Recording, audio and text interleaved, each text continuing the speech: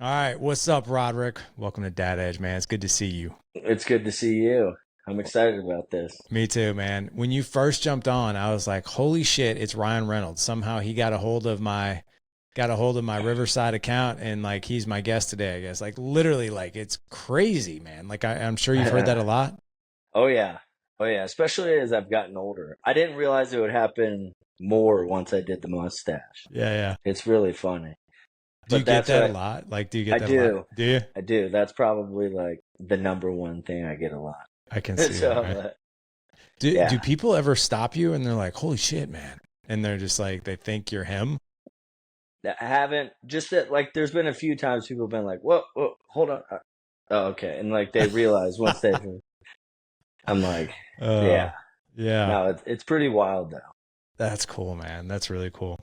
Uh, how did you how did you get into wrestling? You've been in this business a long time, and Yeah, this has kind of been a part of your life for a long time. But how did you even get into this?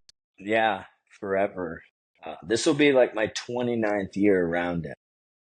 That's crazy, man. I know, right? So, starting back all the way kind of from the beginning, my parents had a very tumultuous, violent, Violent, relationship. Oh, yeah. really? Yeah. Oh, yeah, very much so. And, my mom she was battling drug addiction. My dad is alcoholic, still currently is. But, which was weird because my parents off and on stayed together for like 30 years. It was insane, like how long they kept that going. But when I was 11, my mom shot my dad. Wait, what? Yeah, Yeah. yeah. Okay. I mean, all right. So I've had this is I think we're just shy of 1,200 episodes. I had one other guest where his dad shot at him and missed. Thank God. The guy had to jump out of his window to get away. Holy. But this is the first time I've ever heard of like growing up in a house where parents like someone shot. So what happened? Thankfully, I wasn't home that night. I was actually staying at my cousin's house, but my sister actually was home, which ended up making it crazy. But so my mom was in the heat of her drug addiction, and my dad had disconnected the battery, like so the car wouldn't turn on. Because a lot in my childhood, she'd be like, "Hey, I'm going to the store to get some milk," and then I just wouldn't see her for 3 weeks. No way. Yeah, 2 to 3 weeks usually was the stretch, And and it how old would. were you at the time? Oh God, like 7, So 8. I have an 8-year old, and he's my youngest of four boys. But I'm curious, like, let's rewind the tape and like think about this as like you're viewing this through the eyes of you being 8. Like, do you even realize what's going on, or you just know mom's just not there for 3 weeks? Yeah, at first it was like you know actually like, "Where's mom? Where's mom? Where's mom?" And then it eventually, like, cause it happened so often, Wow. I just would worry, like, is she gonna come home? You know And what I'm saying? you remember like like thinking Oh about yeah. like this way like when you're 8. Oh yeah. I remember when we were living with my dad's friend, because that was another thing. We moved like a ton. I think maybe when I was like 7, 6 or 7, we moved like 8 times in like a year. It's like 8 hotel, times. yeah, like a motel here, apartment, get kicked out after a couple months, move to a trailer over here, boom, boom, boom, just kind of all over the place. So it was Hmm. one of those things that once, because my parents, that is one good thing about my parents. They were always open about what was going on.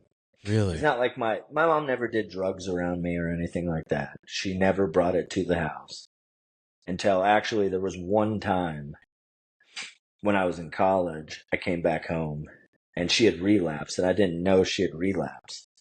And I saw her out in like our shed where we do laundry and everything, and she was all, I was like, whoa. It was like, yeah, it was crazy because she was just like, like chewing on her face. But the crazy part to me is you know, I really remember, like, I don't know, hope. I would always hope she would be okay. And then like I was like, you know what? If she's dead, she's dead. At least she stops doing that. So yeah, it was wild. Man. Yeah. So, but it was it's weird to really like think about it like that because Yeah. I just knew my life wasn't the same as my friends or people. I mean, I had a hard time keeping friends. You know, that was a big thing because we moved so often. And then so many people, because I like lived in Riverview, Brandon area, and it's not huge. So, I mean, people know everything. So it's, you know, I was a very overweight child. My living situation was, sketchy at best. And, yeah, it's just weird to think about that. But when I was around them, nothing ever seemed wrong. Like, I was just happy to be around. It's weird, like, to think about now. Can I share something with you? And I think this might help, like, as you um, gain your composure, because, like, I've been in, you and I actually share a very similar upbringing, minus my mom ever shooting at my father. But, and I don't know about drugs for sure, but I do know alcohol big time. And, my mom was married 3 times from the time I was, born till I was 18. And then there was like in between marriages, there was like a revolving door of just toxic men that she dated. And it was always the same dude, right? Not the same guy, but the same type Say, of oh, guy. yeah. It was a partier, a drinker, an abuser, a beater, like it was always the same guy. And I'll never forget, man. My mom and biological father got divorced when I was like, I think 1. And I have no recollection of him at the time. My mom didn't get remarried till I was 4. And the funny thing is when I was 4, I thought that's how dads came into the picture. Like that moms, Mm. like, kids magically appear and then moms go out and they find a dad. Like that's what I thought was the case. And when my mom married this guy when I was 4, she dated him for only a short period of time. And they fought a lot, man. And, beat each other up. I was beaten up quite a bit, and I remember it was I can totally relate to what you're saying. And the funny thing is we were like in the same age range. So it was like 4 to 10 for me. And I remember like being 8 years old and feeling like, man, they're together, but they're fighting. And there were some times also where it was like super peaceful and amazing. And I'm like, oh my, I remember thinking like, this is awesome. And like, I hope this stays. Right. Yeah. But then it got so bad, like the last couple of years, like they were together. Like my dad lost his job and he was like living in the basement, like sleeping like on the foundation floor of our basement. And like I'd go down there when I was like 9 years old, man, just to like check on him to make sure he was still alive. Like I remember doing stuff like that, like putting my hand on him, like, oh my God, he's not dead, is he? Like, and then when he left, because they got divorced when I was 10. When he left, I was relieved. There's a part of me that's like, man, I'm glad that we're not gonna have to deal with any chaos. But I was also devastated, man. And because I was like, I don't have a dad now. But and I too, it's crazy that you were an overweight child because like I just like ate my emotions. Like and I became really overweight as a kid as well. And it impacted me a ton, but like I got my comfort, I think, from like food as well. But so it's fascinating, man. I didn't know that Yeah, about no, you. that's crazy. Well, Yeah. and it's interesting. I think my dad is married for the 7th time now. Yeah. Wow. And he was on and off with my mom for like 30 years. So, like, it's crazy. After he got shot and he got out of the hospital, he got remarried within like 6 months Wow, to man. this lady he had met. And it was wild because I then had to move out of my little area, which we just kind of stayed in the Riverview, Brandon area. And then we had to move to Tampa. So I was like 35 minutes from like my cousin and stuff, and I was like all by myself.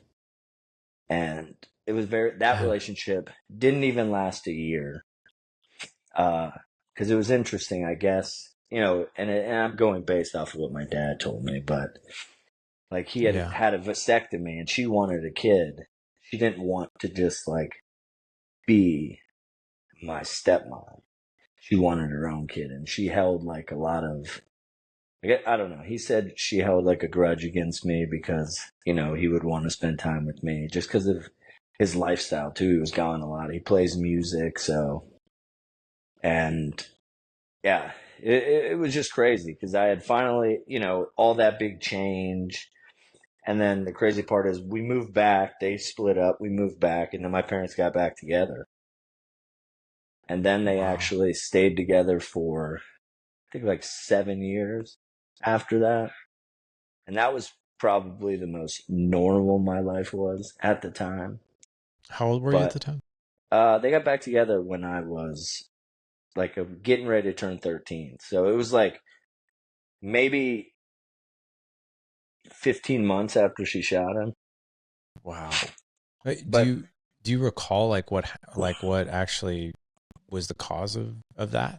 yeah, so he had detached the cables from the battery, so she couldn't leave Right. because she wanted to go do one of her trips, and obviously they were both drunk, and yeah, they got in arguing. I guess there was physical altercation and stuff, and then they separated. And in this trailer we lived in, there was like an addition, right, like a small addition that they had built on. So he was just sitting down watching TV, and she came in there and just was like, boom. She had just had enough because it was just a lot. There was a lot of that physical stuff. There was a lot of cheating. There was a lot of just everything. I don't know if I can curse, but I almost, and No, I'm you're just fine. like, Yeah. yeah, it was, yeah. And it's weird because if,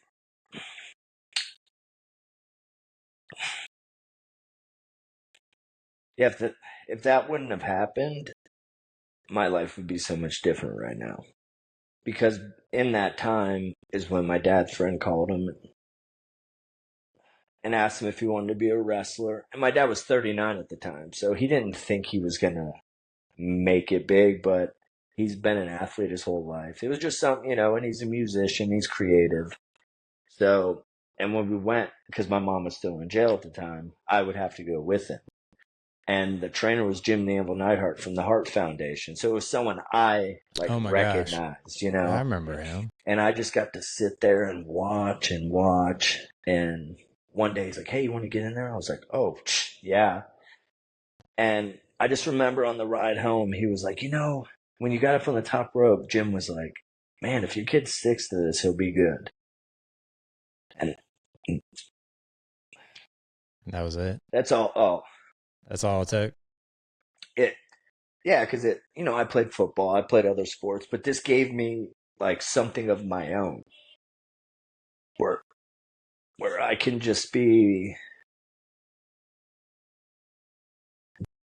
different than who I am. Yeah. Yeah. It's And it's really I'd like to run a situation by you. So like I had Anthony Trucks on the podcast as well. He's a former NFL football player, played for the Steelers and the Redskins, a couple of the teams as well. And one of the reasons that he was such a savage on the football field was because he was in foster care for the first 14 years of his life. oh, And wow. the story that this guy had and the abuse that these foster families put him through was just absolutely insane. Just insane. And football for him became like this really incredible physical outlet for him that he could handle his emotions, his anger. He found family within the team, things like that. Was wrestling that for you? Did it just become like this outlet of like, a stress relief, and maybe you were around like-minded individuals who wanted to better themselves or anything like that? Well, it's interesting because that, like, and this is no spite to the people that I was around because they helped make me like who I am now. But it was more like, one thing about me is I've always been good at observing. I'm a very big observer, and then I'll engage. And a lot of these guys were just who I knew I didn't want to be. Like the seriousness in which they approached it, their honesty to themselves about how they are at the job. Like, because there's a lot of guys that, like dreamers, like, and I don't want to be mean, but if you look, you're like, they're never going to go beyond wrestling around with me in my backyard and doing a little show here or there. But like that was the same thing with my parents. I kind of just looked at their life and was like, well, I don't want my life to be like that. Right. And then obviously, eventually, in some aspects, it became exactly the same way for a while. And then it was like, oh, you think you're so much different than them, but your life is headed in the same direction. And just being aware enough to be like, oh, okay, I got to make some changes. So it was kind of the same way with, the guys I was wrestling with, because to me, and this is something that actually I struggled with in my career for a while, was becoming vulnerable, because I looked at it as just a skill-based thing. So I was like, if I get so good in the ring, like, no one can ever be negative about me.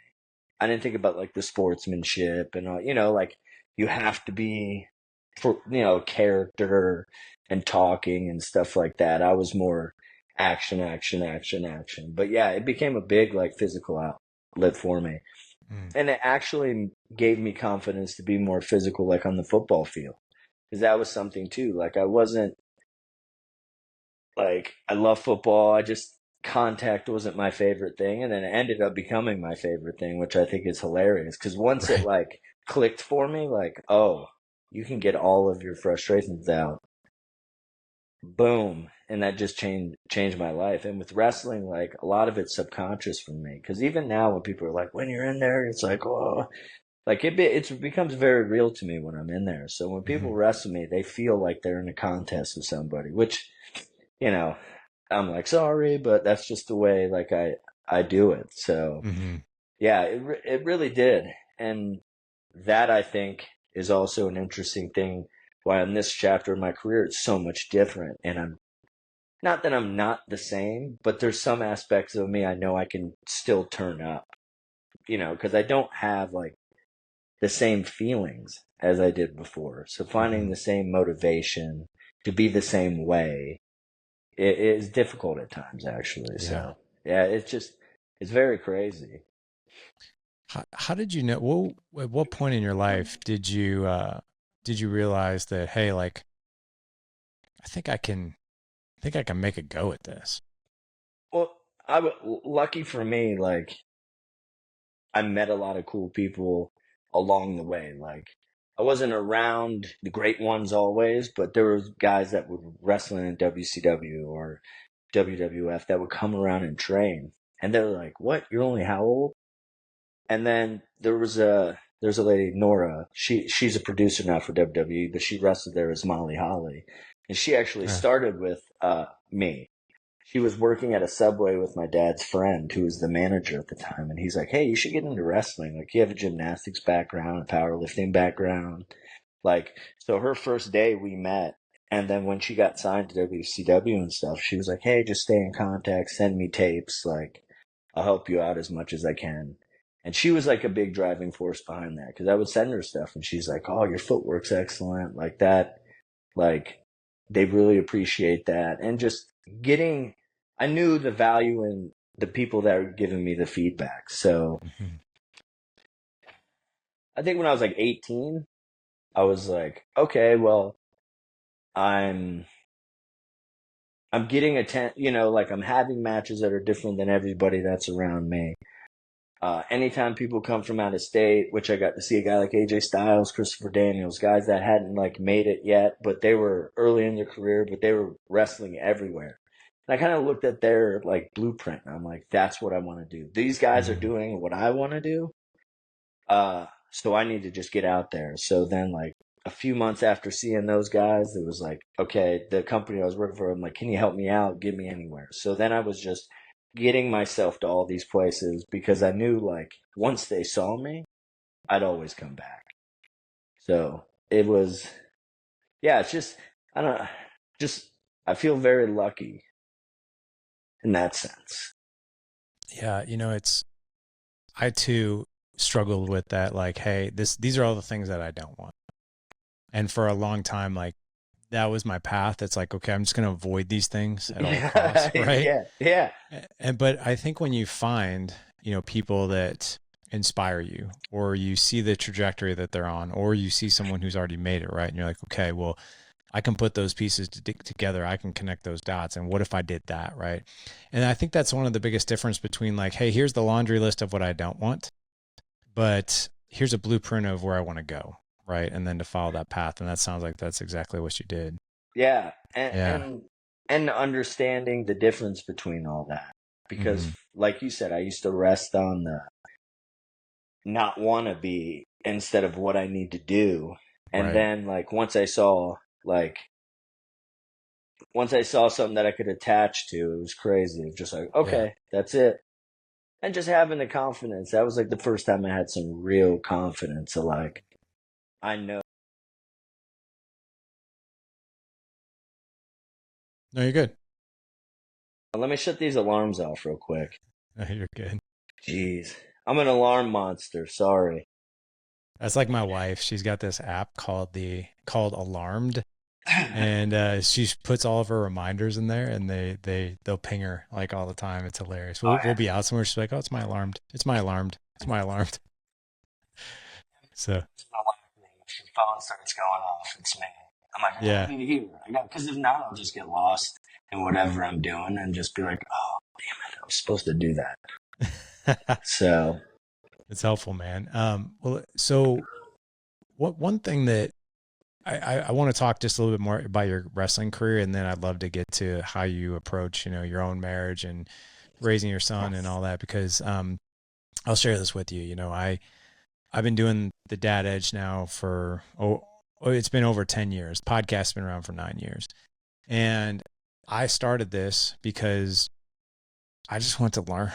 Like I gave you a little block of time of how crazy my childhood was, but there was a lot that happened over me growing up, and even into my own fatherhood journey. And I started this podcast because I was like, man, I just want to talk to people smarter than me. I want to talk to people who are inspiring. I want to learn from others who have figured a few things out, right? And then, people in the audience, they can learn right along with me. So we'll definitely get to that. But I'm curious, as far as uh, you and your dad, is your dad still alive? yeah. Yeah. Do you guys have a relationship at all? No, not really. No. No. Like, yeah, we're at this interesting point because it was, I think, after my son's second birthday, like, I just didn't hear from him for a while. And then, like, he would text me and he would be like, "Hey, I saw you wrestle, or I saw this," and it just continued. I don't know. It's just always kind of continued like that. And every time I talk to him, I'm like, "Listen, like, I don't care about my wrestling like that."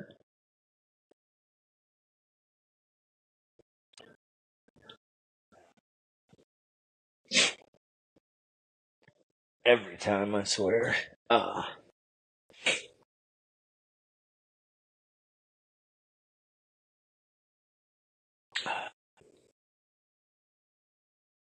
I'm just like, "Hey, ask me about my son." Yeah. Oh yeah, yeah, yeah. I want to. I'm like you, and then there was like close to 2 years straight. I just didn't even get back to him. I just was like, this pisses me off. I can't talk to him without wanting to yell at him.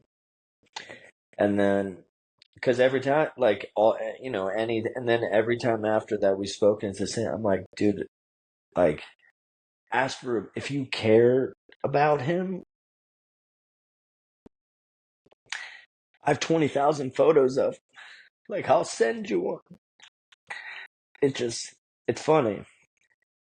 Because then he'll get mad. Because it's interesting, like brothers married sisters. So my dad and my uncle Kevin are brothers, and my mom and my aunt Renee are sisters. So like my dad's the older brother, and Renee's the older sister. But yeah, so my family is still like he sees them, he talks with them, and they always try to like, hey, you should get a hold of him. And he's like, I tried, but he doesn't get back to me. I'm like, just tell the dude to ask me for a picture of my son. Like, Has your boy, has he ever met his yeah, grandfather? well, Yeah. yeah, a couple times. But it's weird Yeah. because then my dad Yeah. would be like, he doesn't like me. I'm like, he doesn't know you. Doesn't You know are a you. stranger, Right. And there's been a few times because my wife's dad has passed away. Like, he's like, oh, I have two dead grandfathers. And I'm like, no,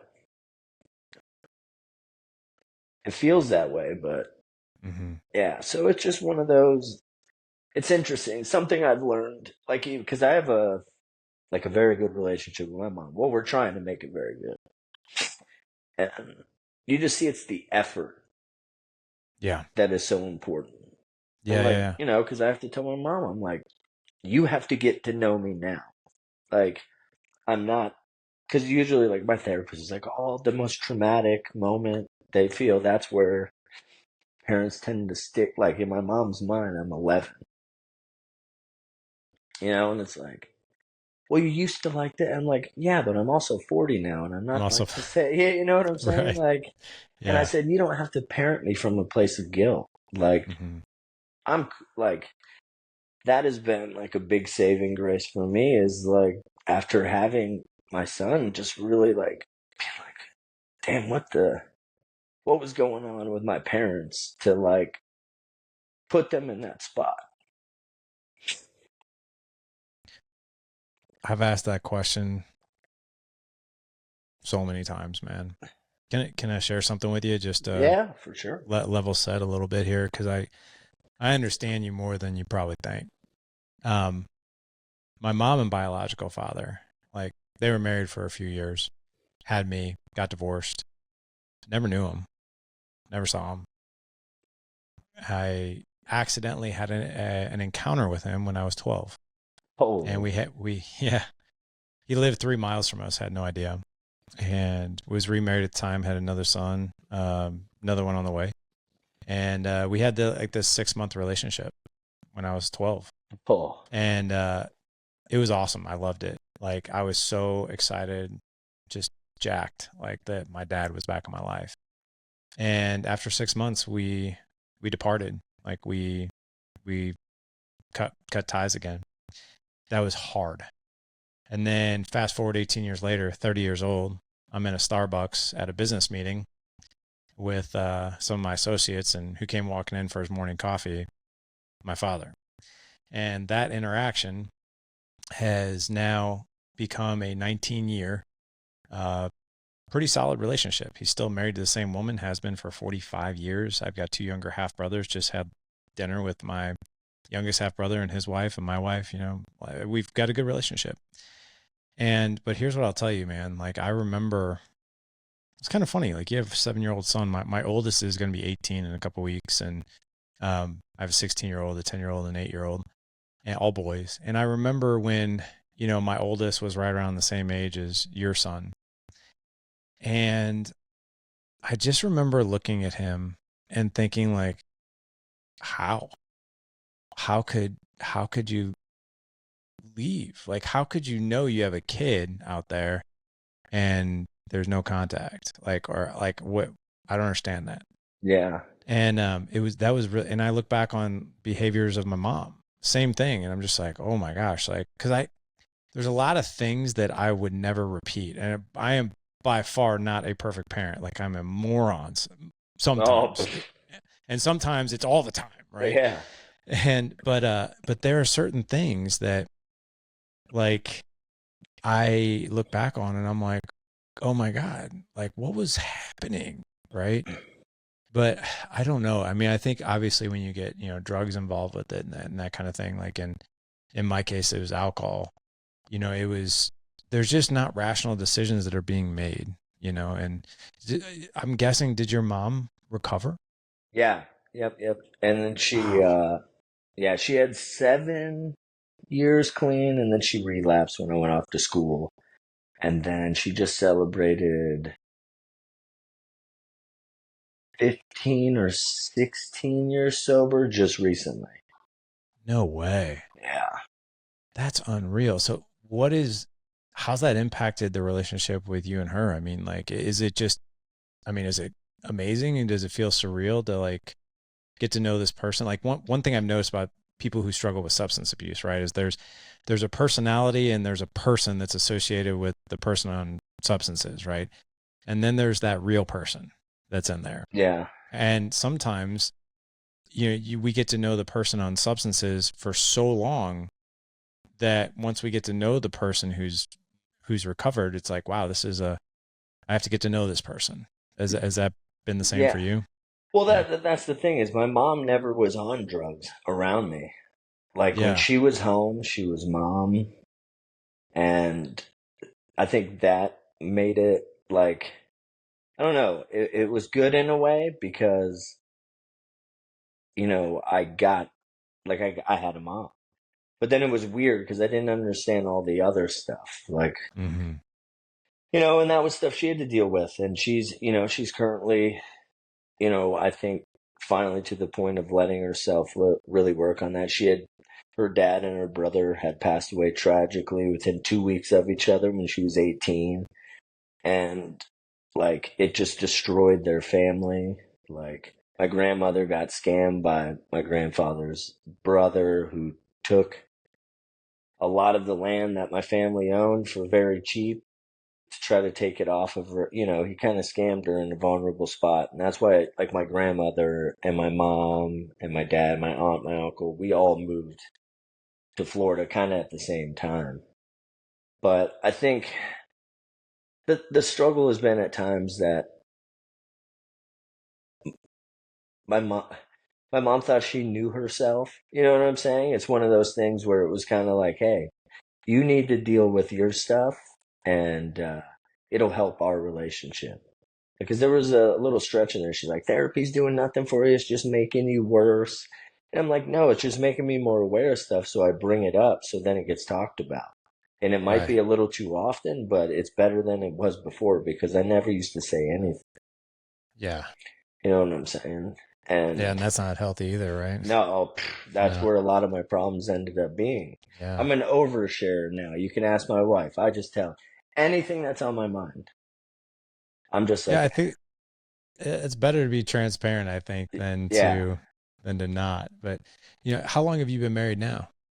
Oh God, we just celebrated our 5 year anniversary. In a couple weeks, it'll be our 9 year together anniversary. Together. So Yeah. yeah, yeah, and Yeah. it's One thing I've noticed about just it's not with all people, but I think it's with certain people, and that is if you've come from a background like you and I did, then once we have a relationship like you have with your wife, I have with my wife, and I just celebrated 20 years last year. oh, congrats. Thanks. It blows my mind. Like she's a very forgiving woman, I think. Yeah, And but one thing I've noticed about that is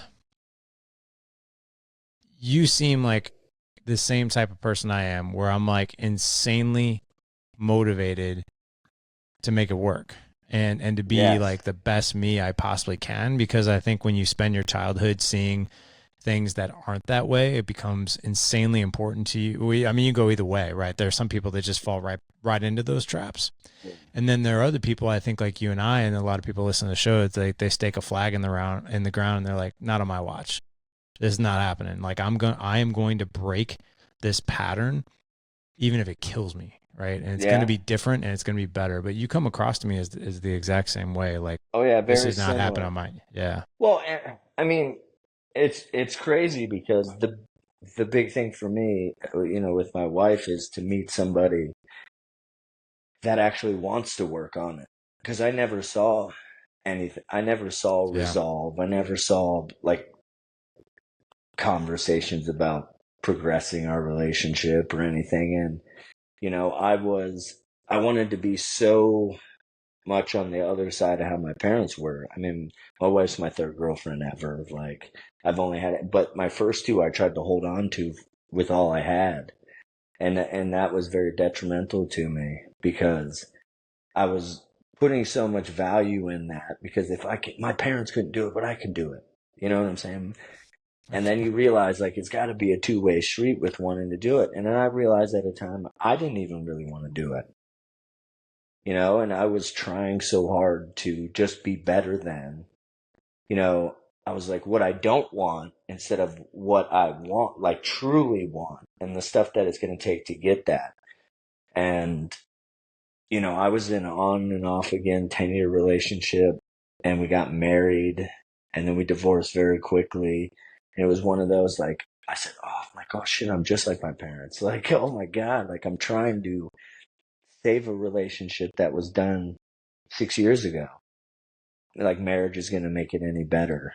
And it was interesting because I was like, from this point on, I'm just going to travel the world and figure out who I really am, you know? Because even in my career, like I went through stages of being a different person backstage because I just was like, all right, I'll be quiet. I'll just be meathead, quiet guy and like, just, you know, go out there and wrestling will speak for me. And then, you know, as I get older, and then it's like, oh, I can have an opinion. Wrestling made me grow up like super fast, but also like allowed me to be a kid at the same time because we were just wild traveling with people, you know, got to know each other really well, you know, and that's where like a lot of my first deeper, real friendships came.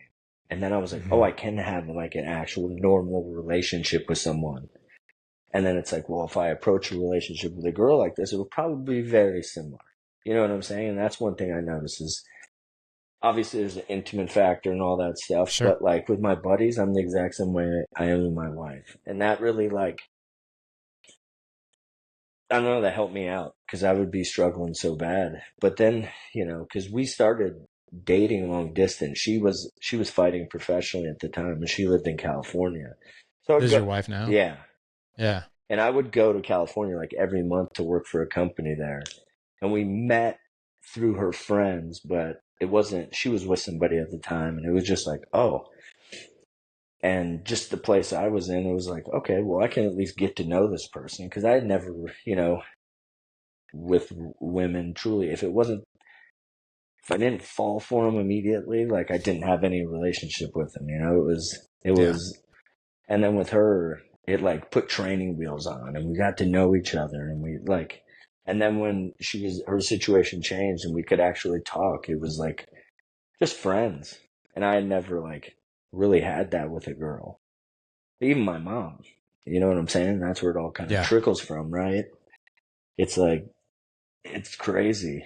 So it's funny that you're talking about how, you know, the friendship aspect with being married, right? And or just even starting the relationship like that, you know, like me and my boys and my wife were all having dinner. This was literally last night, and the boys were asking me, they're like, because they see us happy, you know, my wife and I work really hard to have a good relationship, and the boys were asking me, they're like, you know, how is it that you and mom are always so good, you know? What kind of dog do you have? oh, she's a healer hound mix, and I got like a healer hound mix. Gwen, come on. Yeah, we might get we have a a cameo. Yeah, we have a Got second dog, and Mellow's his name. He's in here with me. See, he's chill. He's just watching. That's why his Mellow, name. as in like marshmallow. Yeah, Yeah, yeah. because he's just chill. Yeah. Oh yeah. But, or just mellow, as in like just chill. Oh, he's chill. He's just chill. He is so chill. Oh, man. But he is like a marshmallow too. He used to be plumpy. We had him drop some weight. So okay, I was gonna, you know, it's we just got this puppy. He's 9 months old, and maybe we should have named him something calm because this dog, he's a maniac. But my boys were actually asking my wife and I, they're like, you know, what is it about your relationship? And they asked like in a perfect teenage way. It wasn't like this, but they're like, you know, what is it? How are you and mom so happy? That was kind of like the question. And I answered, I said, well, she's my best friend. And my boys were like, she can't be your friend. She's your wife. And I'm like, oh, no, no, no. It's actually the other way around. Because she's my wife, we have to be friends. I was like, at the end of the day, like, your mom is my best friend and I'm her best friend. Like, there's actually nobody on the planet that I would rather spend time with, like, more than her. Like, and it's because, like, yes, we have a romantic relationship, but it's, but she's like my training partner in the gym. She hikes with me. She does life with me. You know, we invest in real estate together. Like, we share our faith together. You know, it's like all these things that are so important as friends, and that friendship has to be strong, right? Yeah. And I think that's one of the things that are missing. But it sounds like for you and your wife, like that's the same deal. Yeah. Yeah. And it's, yeah, it's so unique to me. Like, I don't know. It's wild, but yeah. See, that gets me. It's just, it is a lot of work. Yeah, And it is. that's the thing. It's like yeah, continue. No, I was just gonna say you were such a transparent individual. You know, like there's no shield, you know, blocking you. And you even mentioned you're like I share everything with her, just as I would share everything with everybody else. Like I share it with her. That takes a lot of bravery to do that, and most guys, most human beings don't have that. Where does your where does your courage come from to just be like just the real you, like all the good, all the not so good, and here's everything. Just having some good friends that, Community is important to you. well, Yeah, good friends. yeah, and just you realize they like you for you, the Yeah, good, bad, the ugly. And once I truly started feeling that, you know, and when I split with my ex, I was like, listen, one, I just got to be transparent because that way I don't lie. Because because that's just a habit I had. Like, that was my way. Because I used to be like, oh, this helps protect situations, this and that. But it's just like, oh no, that's just what I'm used to because that's how I've been. You know what I'm saying? My whole life. Because I didn't want people to know about my parents. Like when I got into like when I finally started traveling, like I would not talk to anybody about my stuff. And then there actually came a point, like I talked about it enough with my friends, and people were like, "Oh man, that's just crazy! Like, look where you are now." And I'm like, "Oh shit, that's right." yeah. And then actually, when I was in WWE, I spoke with one of the editors of the show, and I was just kind of telling him like, "Hey, I want to kind of get my story out there and like use it as a character point." And once I put it on national TV, I could no longer you know. But and it didn't seem like I was forcing it. It just was that I needed to do it. And then once that was done, it just it freed me of a lot, like a lot. I think that's what a lot of people don't know. On the other side of, you know, doing away with any facades that protect us, right? And we're just the real us. Yeah, There's no more shame, there's no more guilt, right? We say it all the time in our community is the moment that you put a spotlight on whatever it is you're afraid of or whatever it is you maybe feel guilty of or maybe even feel shameful of, you take its power away, yeah, right? The power that it has on us is what we live in silence, right? And it sounds like for you that has become a real strong point of courage. I mean, obviously your name, but yeah, yeah, right. yeah. It, yeah, and oh, buddy, it's okay. Is that mellow? Yeah. Well, these people are coming to clearing our air conditioning ducts, Oh, so gotcha. Okay. he's like, "Hold on." Yeah, but and going to a parenting point. Oh, buddy, I know. Oh, you'll be okay. He is a talker though. Once he gets talking, like if he wants you Yeah, to yeah. pet him, he'll come over and be like, "Wah, rah, rah, rah, rah," and just back up to you. You're like, Oh my okay, God, that's I great. know. Hey, buddy, let me get him out of here. No, Hold you're on. good. Hey, babe, can you get the dogs outside so they're not barking and stuff? Thank you. Yeah. Well, it's interesting, like going back to that now, like dealing with being a parent and Hmm. wanting, I want my son to be able to express himself, be his true self, like, and, seeing moments of, where he's not confident has been hard for me. Because I'm like, oh shit, no, no, no, don't go down that road. But Hmm. it's, realizing it's our opportunity to teach him through these. So it Right. doesn't stick with him like it did me. Yeah. Because my parents would be like, oh, you're great. You're great. But they never were like, and they just never addressed any of it, how to handle it. I was just always the best, and it's like, well, that's technically not true, but teach me how to do this. So that is just one of the things I've realized I've struggled with because I became that way. Like, then expecting it without understanding it's a learned thing. Yeah. Yeah. So, you're raising this 7-year-old young man, and, coming from the background that you have, and I can understand it coming from the background that I did, it's really meaningful, and you can tell like 1,000%. Like, not only can you tell, but like you can, like when you talk about it, man, like I can feel it. Like I can feel it like in my soul. For you, what is most important and meaningful as you raise this young man?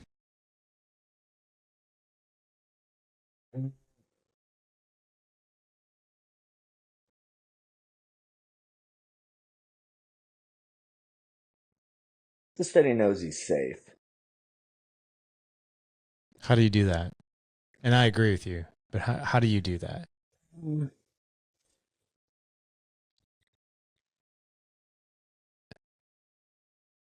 Uh, I try to embrace everything about him and highlight it because safe is more than just physically being safe. It's like mentally being safe too. And like, I guess that's like the big, I just want him to feel like he can be himself always. And I don't know, to me, that is what safe is because it's a hard thing to do. And especially with the way society is, just in general, but today, like it's, everyone's hypercritical of everybody. Like your status is what matters, and and it's none of that matters to me. It's the type of person you are, how you are, like what is your purpose, So just that, just kind of trying to lean into this, to who he is in every way possible, teach him along the way, and just let him know like mistakes are made, and you, unless it's a crime, you'll be okay. Like it's not Yeah. that big of a deal. But just trying to instill confidence in the journey of life Hmm. Do you ever find that you have to sometimes fight your own demons as a dad? I mean, I all know the I do time. all the time. That's We probably the say it at the hardest same thing. time. Yeah, jinx. But yeah, that's the well, that my demons and expectations, because my demons create the expectations, like understanding, like I was this way, but I'm not now, so you shouldn't be. Or Hmm. it's like, oh, you're also 40 years old and he's 6, about to be 7. So like, yeah, that and yeah, and just learn all of it's like learning on the job. But it's interesting because 100%. that's how Yeah. I mean that's how I guess technically I learned wrestling because I never like I went to gym school, but I never like went through like a proper training school. It was all kind of like visual learning and then just learning how to apply it.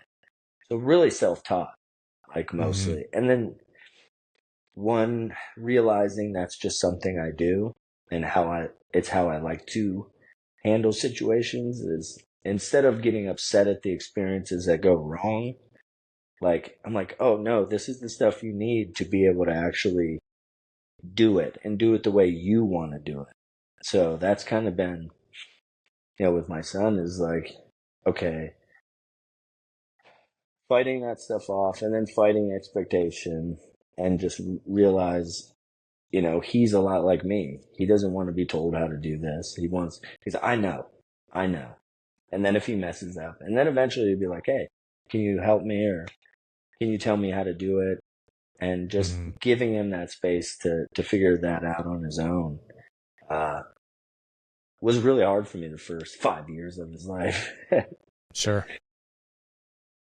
And it's interesting as kids even get older, right? Like my oldest and I had this conversation. He asked me, this was not too terribly long ago. He's like, what's it like being a dad? And I was like, it's kind of like the first day of school a lot. Mm-hmm.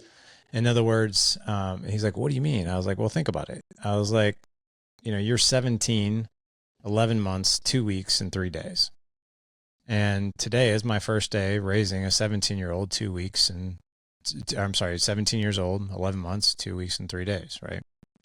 And I was like, and tomorrow will be the first day I'm raising a 17-year-old who's 11 months, 2 weeks, and 4 days.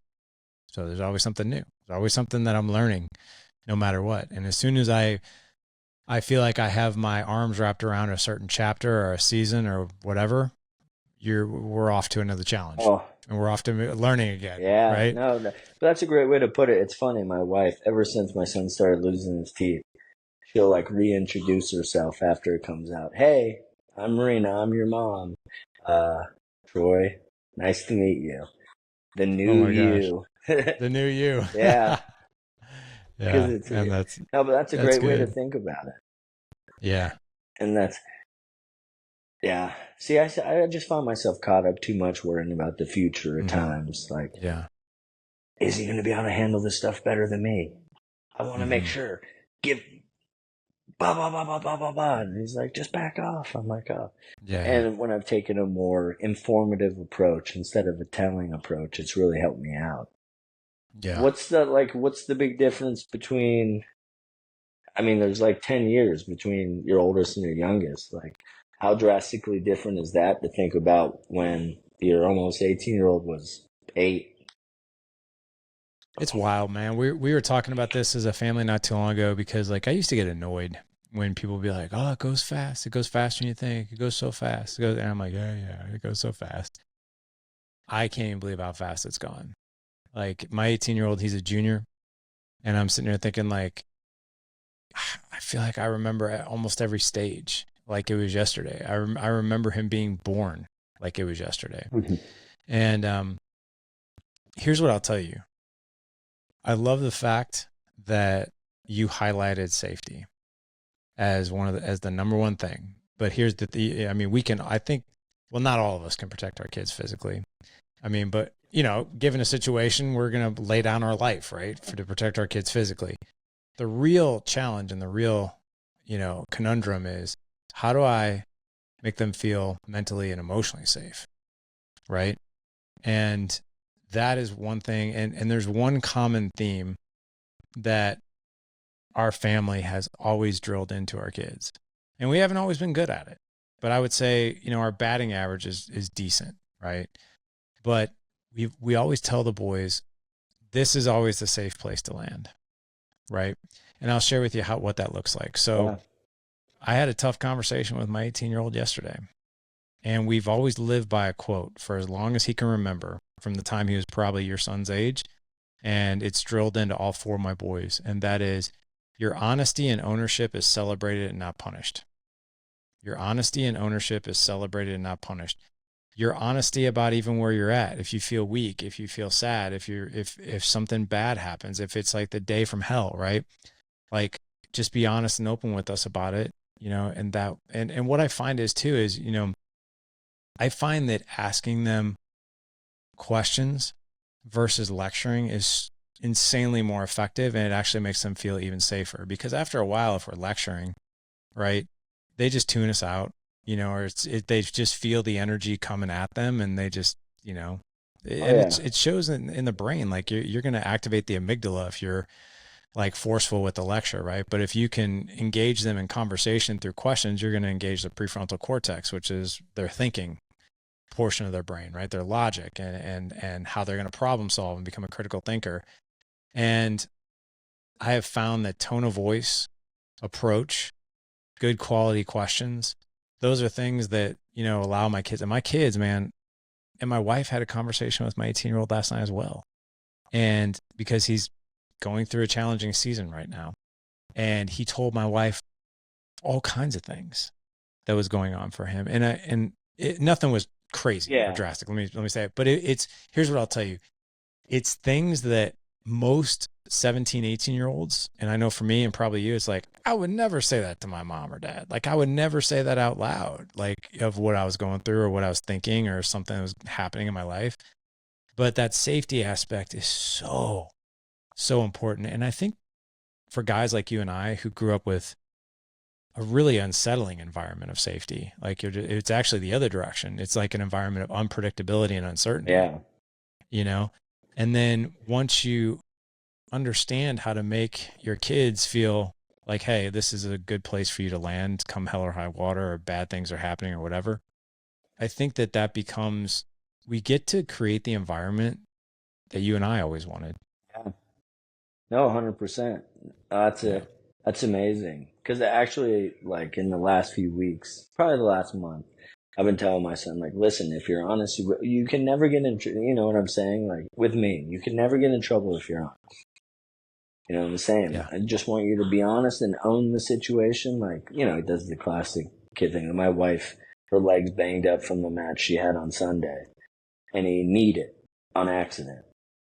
But he just ran off and was like, thought he was going to get in so much trouble. And it's like, she's allowed to have her emotions about it. She's upset. She's like, you know, like, but no one's mad at you here. Like, it freaking happens. I mean, I kneed her leg like 6 times yesterday. Like, you know, on purpose. Yeah. Who runs this house? Right. I'm like, right. you do, you know, but yeah. What's it like being, you're on the road a lot. Yeah. What's it, but it seems like you guys got a good relationship, man. And you've got a good relationship with your boy. How do you think that's happened, despite traveling so much? Well, the interesting thing is my wife actually works for the same company. Oh, perfect. Yeah. She hasn't been on the road with them for like 3 months. She's going through some contract stuff, and now she's all good, and she'll be coming back. But with her, it's interesting because like at first with her not on the road, I'm like, yeah, me and the boys, and now it's like, oh, I miss when she was there because it would be our time to actually spend time with each other.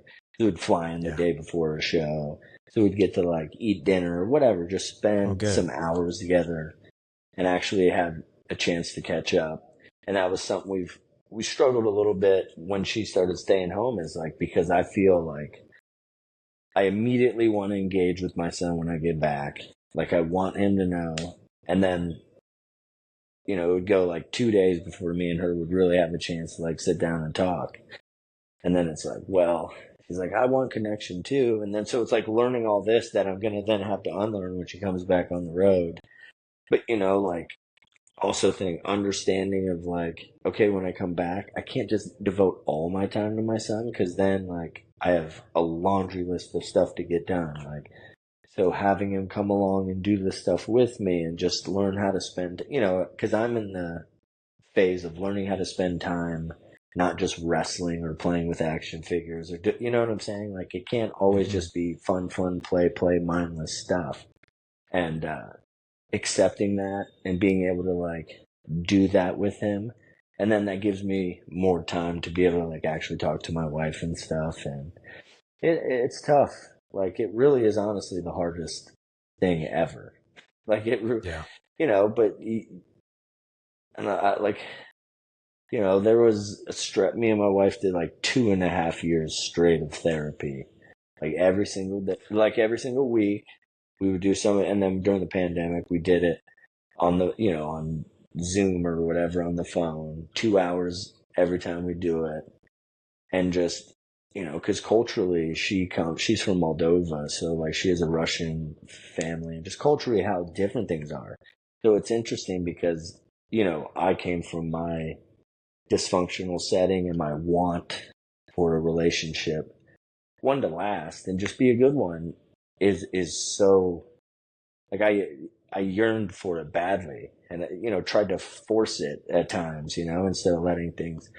But understanding she's always wanted the same, because in their house they hold, and they didn't talk about their feet. It wasn't like, I mean, in my family we didn't either, but it would happen when a huge fight would happen, then we'd break down and cry and just, but it wasn't just like a normal thing. So to like find someone that, you realize like, oh, she wants the exact same thing, but the way to approach it is from a different way, because it's not the same way I want it. Yeah. And I don't know, just all of it blew my mind. Like the human psychology, like really, like once we did all that therapy, for me, I found therapy hard when we did it so often, because it's like you're getting a review every week, and it's hard. It's like you're taking a test instead of like having a chance to implement it, being aware when it doesn't go well, being aware when it does go well, and then trying to do that more often, because I learn better when I'm told constantly like, you need to be doing this, you need to be doing that. I'm like, shit, I'm trying. I just don't, I don't have the awareness of it yet. And then when you realize the awareness of it yet doesn't change it yet, then that's when the work starts really going in, because now you're aware of these feelings, aware of the things that you're doing, and now, okay, how do I stop myself? Because I was just talking about this recently. There's times like when I want attention, I don't go like, hey, I want attention. I go like, no, something will happen. I'll be irritated, so I'll just say something, and I'll be like, all right, Chris, you have the choice to say this, and the reaction it's going to get and what's going to happen, or you can just settle down real quick and just say what you really want. And I'll just say it anyway. I'll say, and I'm like, I knew this would freaking happen. But it's that instant gratification of engagement, because now it's on. You know what I'm saying? Like, it's weird. That's been like a really hard thing for me to do. Yeah. But and just reminding her, like, hey, I'm still trying to work on this, and telling him, like, hey, I'm still trying to work on this. It's hard, because when I'm on the road, it's like, I want to stay engaged with them, so we're texting or whatever, calling each other. But then when I go to work, I like shut down, and I'm straight work guy. Like, and it's just so much interaction. Like, I love talking to people, but there's a limit. There's just a limit. Sure. And you have to be like turned on in a different way. Like, okay, you're about to go out there in front of like 7,000 people. Okay, you got to be this person now, and then you got to be able to shut that person down. That's what, like, finding more of a character in wrestling actually helped me with that, because I was constantly trying to be me so much. I don't know, it just made it harder. It always made it feel like I have to be me, and there's still parts of me that,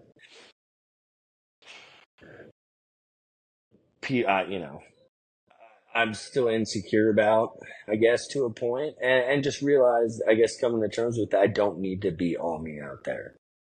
And then being part of this character gave me another challenge, and it gave me, a real on and off switch, other than like, okay, now you're turned into a psycho and you're going to go try to murder this person. You know what I'm saying?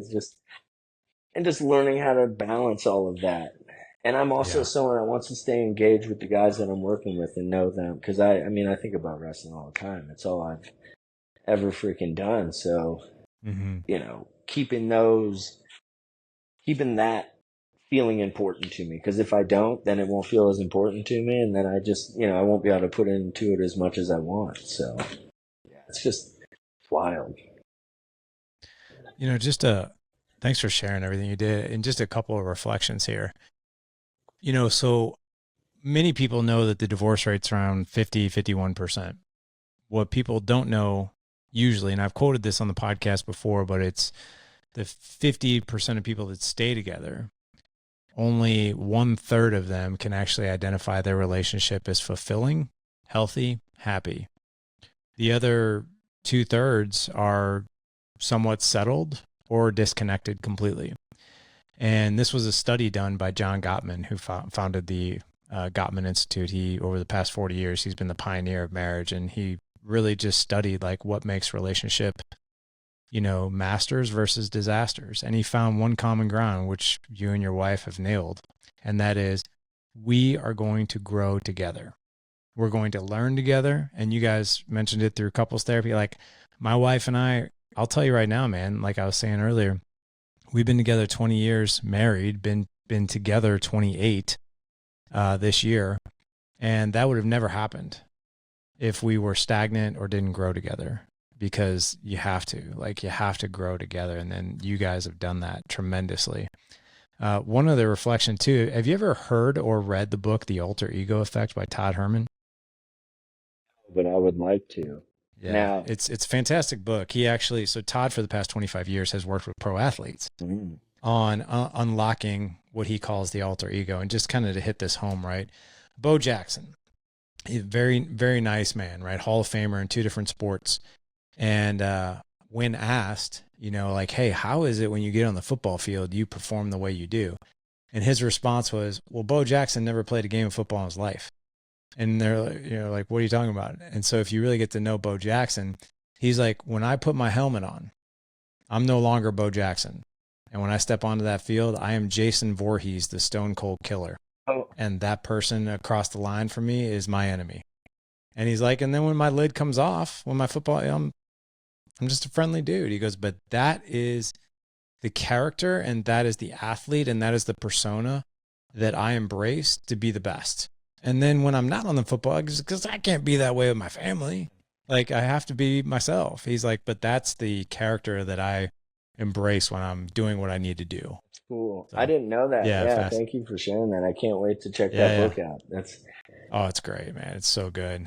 Yeah, Todd's been on the podcast 3 times, and he's just fascinating individual. But it seems like well, I it. want to. Yeah, he is. He's brilliant. Well, as we wrap up here, man, number one, I want to thank you, like literally from the bottom of my heart. What you shared today, man, like wasn't easy at all, right? And I can tell. And the cool thing that I want to just acknowledge and appreciate on you, man, is that you were just your real, authentic, and you can tell how important your marriage is to you, relationships, the relationships you have with your son, and everything that you spoke about, even the relationship with your mom. And I'm honored I got a chance to talk to you today, man, and get to know you. And I love the fact that you're just this incredible, transparent individual. And it's been awesome having you on the show. Thank you. I appreciate you having me and get to learn Of about course. you. Like, I'm hooked now.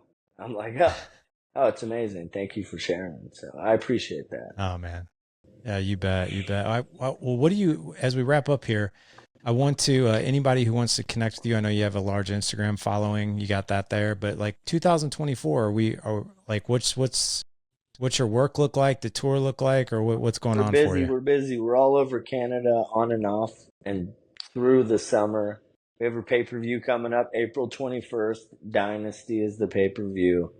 It'll be live on pay-per-view. So, AEW, All Elite Wrestling. And, yeah, then we got, in May, we have Double or Nothing. We got Wembley Stadium again this year, which we did last year with 90,000 people. It was unfreaking believable. So we're going for round 2 this year. So, yeah, every Wednesday night on TNT, you can watch Dynamite. You can see Rampage on TBS, and then TNT see Collision on Saturdays. My group is all over all 3 shows, so you'll be able to see us on any of those. That's awesome, man. Are you coming through the Midwest at all in 2024? Yeah, we're at. Well, I live in St. Louis, Oh, but that's where I we'll mean, be.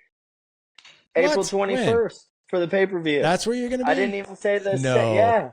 Oh, you're coming. You're coming. Oh my gosh, man. Hey, you got to bring your boys. Well, so I have one of my boys. So all my boys have wrestled, but I have one boy who he's obscene, like he's crazy and I took him to AEW last year in St. Louis, and it's crazy that that's actually the date, because he was like, "Can we go see another one?" And I was like, "I'm gonna have to look it up to see when they're coming." So now I know, April 21st. Yeah, I got you. I'll get you tickets. That'll be great. Oh, dude. Oh, yeah. Dude, that'd be awesome, Oh, man. yeah. And be great to see you. I don't know if we can meet you for a Oh, fist for bump or sure. not. Like Yeah, no, we'll set dude, something that'd be up before amazing. or after the pay-per-view. Yeah, that'd be great. Oh shoot, man, that'd be Yeah, awesome, I'll dude. actually, I Well, usually come in like the day before, so I'll get a hold of you then. And maybe we could do that'd be something great. before. I'll be traveling that week, but I'll be back on Sunday. Okay. But yeah, man, would love to connect with you there. That would be Yeah, that would be amazing. fantastic. Yeah, we'll have some goodies for you too. Yeah, So, cool. oh, Awesome. awesome. Thank you, Larry. Well, you bet. Well, gentlemen, hey, you won't have to look far. Head on over to dadedge.com/471 for this show, and we'll have all of Roderick's social media handles, tour dates, all that good stuff in the show notes for you. But Roderick, man, thank you so much for coming on. Such an incredible story. Thank you for being so authentic, man, and transparent. Really appreciate Oh, you. thank you. I appreciate it. You All bet, right. man. Talk soon. Bye.